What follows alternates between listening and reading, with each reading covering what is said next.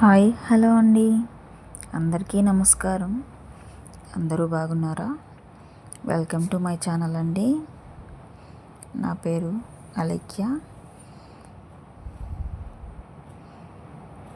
ఈరోజు నేను ఆరుద్ర నక్షత్రం మార్గశిర మాసం రోజున చేసుకున్న పూజ గురించి చెప్పబోతున్నాను. నేను ఎలా చేసుకున్నాను, ఆ శివ అనుగ్రహం నేను ఎలా పొందాను, శివునికి అభిషేకం నేను ఎలా చేసుకున్నాను అనేది నేను ఇవాళ చూపిస్తున్నానండి. మీరు ఎలా చేసుకున్నారో కూడా పూజా విధానం నాకు కామెంట్ సెక్షన్లో రాయండి. నేనైతే మార్నింగ్ ఇవాళ 10 AM వరకు ఉందండి ఆరుద్ర నక్షత్రం, సండే 7వ తారీఖు. సో నేను మార్నింగే స్టార్ట్ చేసుకున్నాను పూజ. అభిషేకం కూడా చేసుకోవాలనుకున్నాను. సాటర్డే నాకు ఈవినింగ్ హారతి వరకే అయ్యింది. హారతి ఇచ్చుకున్నాను, పూజ చేసుకున్నాను అంతే. అభిషేకం అది నాకు సాటర్డే కుదరలేదు. సో అందుకని ఆదివారం మార్నింగ్ అభిషేకం చేసుకున్నాను శివయ్యకి. ఇవి మా మినీ గార్డెన్లో పూసిన పూలండి.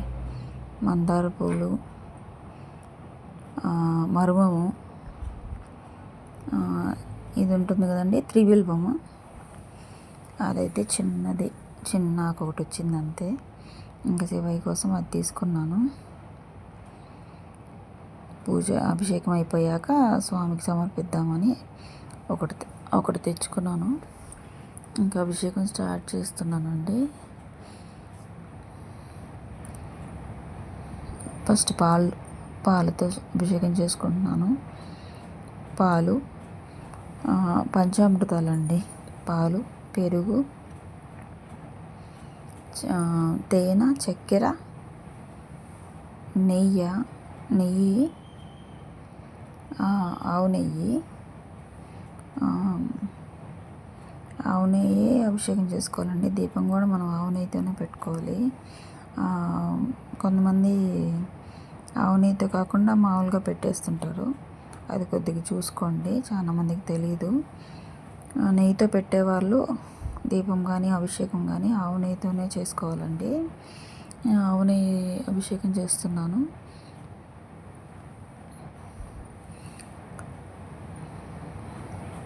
ఇవాళ టెంపుల్లో కూడా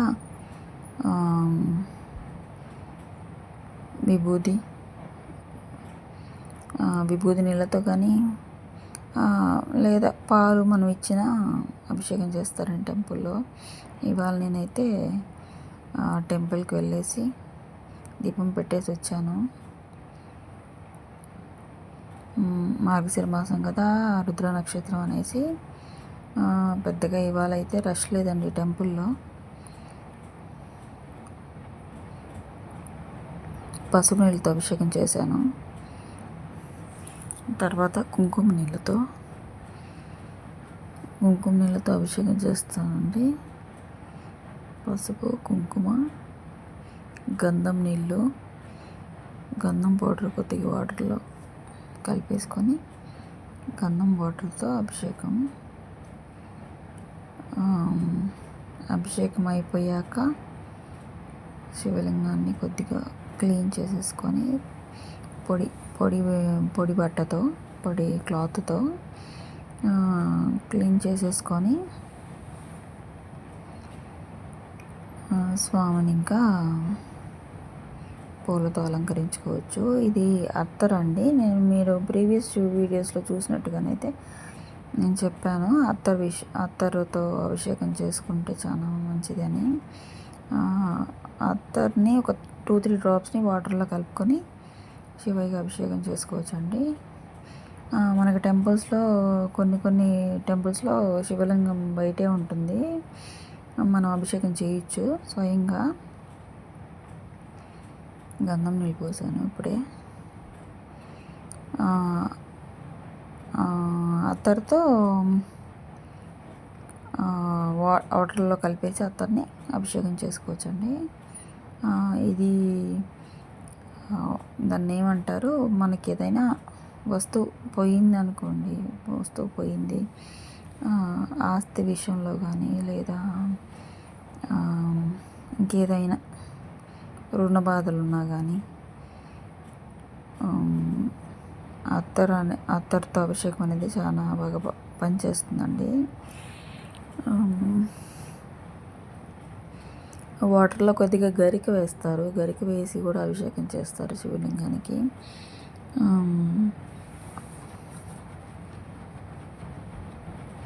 శివలింగానికి గంధం బొట్లు, కుంకుమ బొట్లు పెట్టుకుంటున్నాను.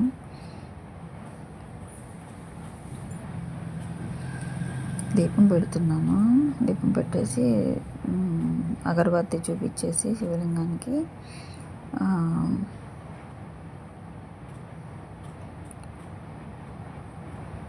శివయ్యని ఇంకా అక్కడ కూర్చోబెట్టేస్తాను ఆయన స్థానంలో.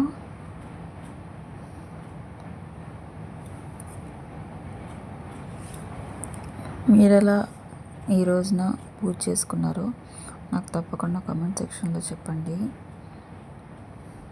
నా వీడియోస్ కనుక ఫస్ట్ టైం చూస్తున్నట్టయితే సబ్స్క్రైబ్ చేసుకోండి. Please like, share and subscribe my channel. తప్పకుండా నా ప్రీవియస్ వీడియోస్ కూడా చూడండి.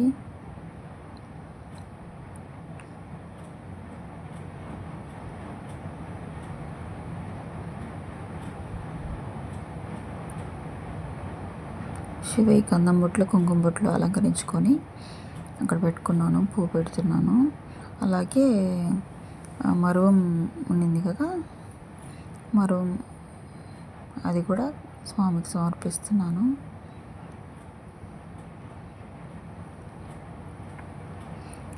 బిల్వదళం ఉన్నింది కదండి, త్రివిల్వము, దానికి కొద్దిగా గంధం పూస్తాను. కొద్ది గంధంతో అలంకరించేసి స్వామికి అలంకరించేస్తాను, స్వామికి సమర్పిస్తాను. ఇలాగా మన సాటిస్ఫాక్షన్ అండి, మన అలంకరణ, మన మనసు స్వామికి అది చేయాలి, ఇది చేయాలని మనం అనుకుంటాం, చేస్తాం. ఏమండి, ఇలా పూజ చేసుకున్నాను ఇవాళ. అయితే మీరు ఎలా పూజ చేసుకున్నారో నాకు తప్పకుండా కామెంట్ సెక్షన్లో కామెంట్ చేయండి. థ్యాంక్ యూ అండి.